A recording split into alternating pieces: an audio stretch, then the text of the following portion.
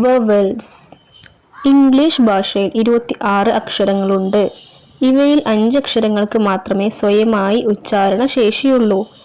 അവയെ വവൽസ് അഥവാ സ്വരങ്ങളെന്ന് പറയുന്നു. Vowels A, E, I, O, U എന്നീ അക്ഷരങ്ങളാണ്. കൺസണൻസ്. ബാക്കി വരുന്ന 19 അക്ഷരങ്ങൾ സ്വയം ഉച്ചാരണ ശേഷിയില്ലാത്തവയാണ്. അവയെ കൺസണൻസ് വ്യഞ്ജനങ്ങൾ എന്ന് പറയുന്നു.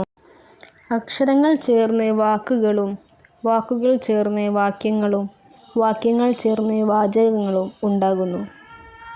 Parts of speech. ഭാഷയിലെ വാക്കുകളെ അവ ചെയ്യുന്ന പ്രവൃത്തി അനുസരിച്ചു വിവിധ സമൂഹങ്ങളായി തരംതിരിച്ചിരിക്കുന്നു. അവയാണ് പാർട്സ് ഓഫ് സ്പീച്ച് അഥവാ ശബ്ദവിഭാഗങ്ങൾ. Noun, verb, pronoun, adjectives, adverb, preposition, conjunction, interjection, article എന്നിവയാണ് പാർട്സ് ഓഫ് സ്പീച്ച്.